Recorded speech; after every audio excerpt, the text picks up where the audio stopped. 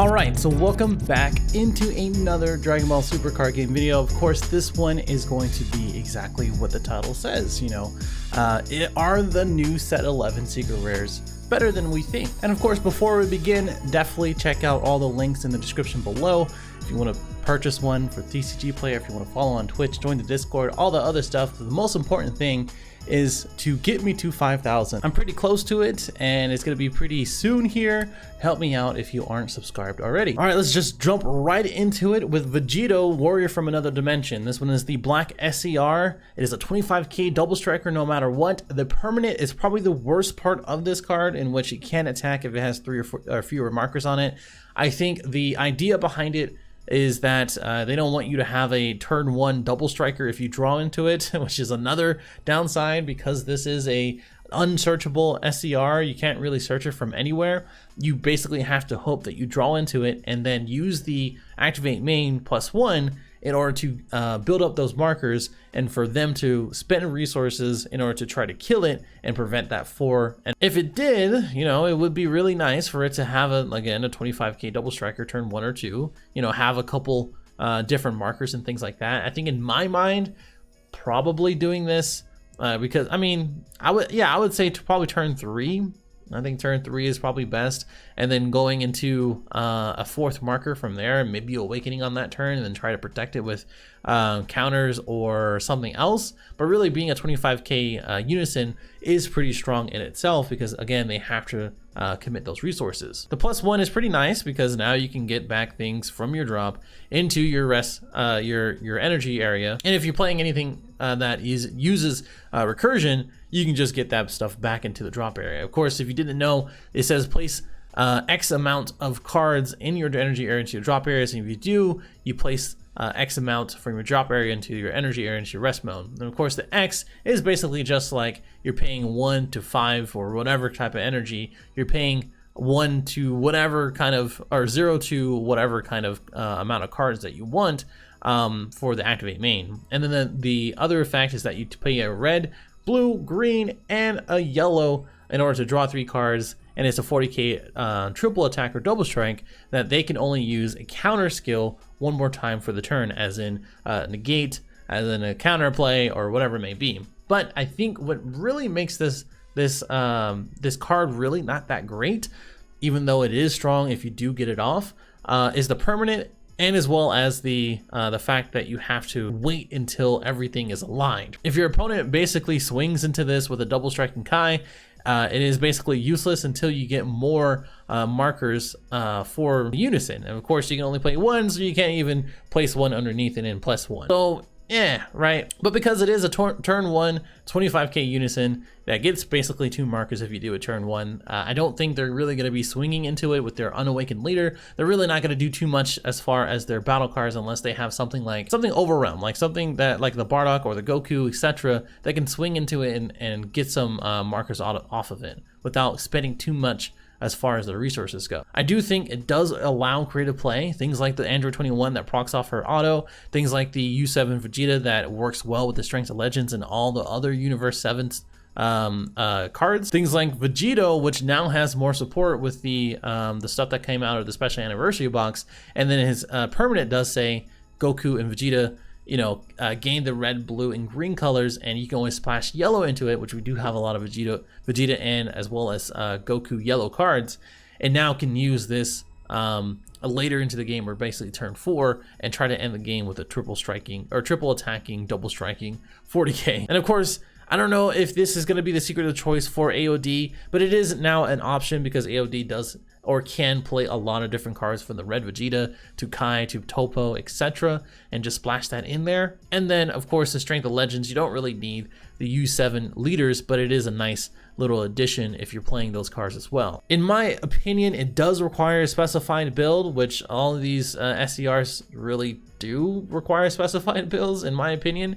It is strong if utilized completely. I don't think it's very strong otherwise. And the permanent restriction is really the biggest downside of this thing. not only that you have to pay for specified energy, but the permanent really just makes it not that great. But overall, I think if people play it right, if you draw into it, because you can't search it early on into the game and you add markers throughout the game, it's going to be hard to deal with, and you're going to be able to get that if you protect it right and if you build your deck around it. All right, moving on into Baby Hatchyack, which is Josh's wet dream, apparently. It is the ultimate for 8 cost, 4 specified. And you have 3 or more energy, you negate the attack, play the card, and your opponent can't attack for the duration of the turn, or the remainder of the turn, probably. And the permanent says if it's removed from the battle area, you remove from the game instead. So if you pitch it with your card, you can probably get it back. I don't know how, but you can get it back. But if it's from the battle area, it's removed from the game, which is an interesting permanent. And the other permanent is that if your leader card is a mono blue, you can choose one other card in your hand and discard it instead of paying the energy costs when activating the counter skill from your hand. So again, it has to be from your hand. I don't know. There's going to be something in the future or the past that somebody's going to figure out that you can get it from somewhere else, but from your hand, it's basically a free negate that you get a 40k body and they cannot attack for the duration of the turn. In First Impression, I think it's actually a really strong card. I think out of all 3 of them, it's probably the strongest one. I think Broly is the second strongest and the Unison is the third. This right here, in general, has a few good things going for it, right? Where it's a free negate for 40k, stops a complete turn, because in this game attacking is basically going to be the #1 thing for everything. Sure, there are effects, but most of the time, in order to end the game, you're going to be attacking. You're going to be doing some sort of thing within the battle area or the leader area or the unison area, and this stops basically all of it, and it gives you another turn. If that turn means that you can win, then I'm all for it. It's a big boost for mono blue leaders as well. Baby is obviously going to be the biggest one because I believe this is searchable, because if you look at the top 3, and I think Planet Tuffle or the other one does search it as well. So I mean, that in itself, this combo is going to be the biggest thing. Super Saiyan 4 Vegeta, I believe, is going to be pretty good for this. I can't really think of any other SCR is going to be better for Vegeta, and this is the same thing with the Vegito unison, in which, like, okay, if you're going to be playing this, what other SCR is going to be better for these decks, right? I think since it is so specified, these are going to be pretty good for these decks if you cater towards it. AOD, it's probably going to be Cell Xeno, going to be the better pick instead of that one. But for this one, I don't think there's really too many other cards or ultimates in which both of these are going to be taking hold of. Like the Goku Oob SDR takes too long. The Super Saiyan 4 Gogeta is okay, but it is also adding to your black count in the Super Saiyan 4 Vegeta deck.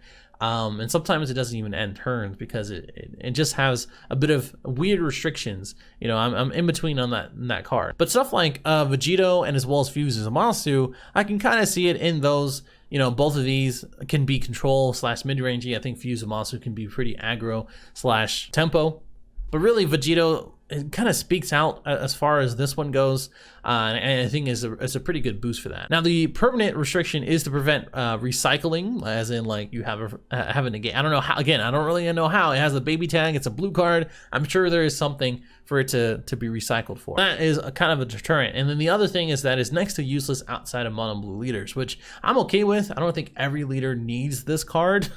Green has Dormant. Yellow has Nimbus and a couple other things. I'm not sure. Well, black has Protecting the People. So every color has a really good negate or some sort of defensive option. And I think mono blue has more of an identity with this card, and this being a secret rare energy. The lack of keywords and first impressions, I didn't really like. I think this deserved at least some sort of like double strike or critical. I think critical probably was good for this card. I can understand why they didn't do it though. I think the balance between power crept and value in a card is a hard one for Bandai, and I think this is a good pick. Anyway, I think overall a really good card. All the points are here. Anyway, going on to the Broly. So this one is the Ultimate Barrier Double Striker for 40k. Basically, you choose a mono red Saiyan card, all of these guys. You place it in the drop area, you play it from the hand, and you choose up to one of your mono mono red leader cards and gains 10k until the start of your next turn, which is pretty cool because it's a 10k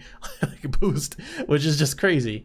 It's like a double bean, right? Because if you play it on your turn, it's basically active until their turn, and then your turn starts, and then it goes right back. So that's pretty cool. The permanent also says your opponent's leader card, battle area, and combo area gain negative 5k combo power and power in general, which is just super strong. As long as this thing stays, which it will, having a barrier, I don't think really most things are going to be too good for our most things are not really going to take care of this basically. And the fact that they can't combo anything that is 5k combo power is just busted. I really like this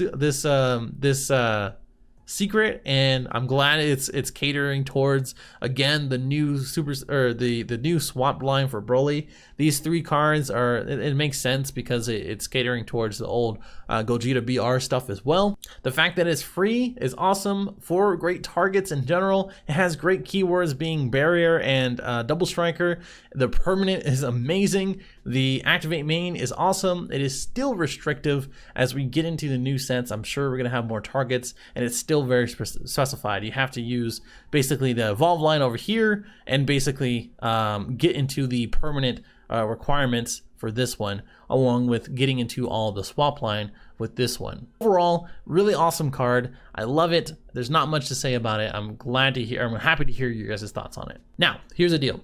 I know there's a lot of people, or at least a lot of different opinions about these SCRs, right? But you also have to realize that we've kind of had like an evolution of SCRs, and I've talked about this before in previous videos. But the evolution of SCRs is that we've been very specified, including like the Hyper Evolution Goku, the Set 2 SCR, etc. Right?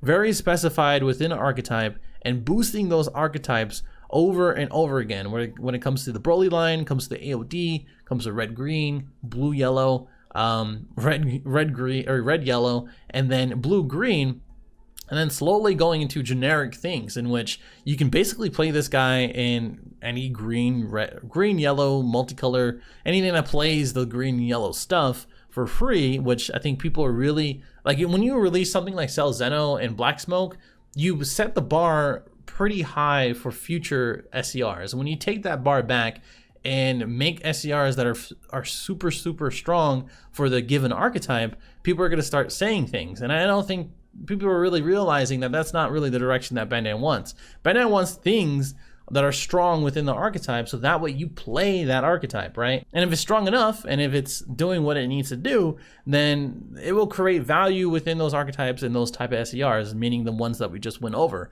meaning these that we just taking a look at as well, right?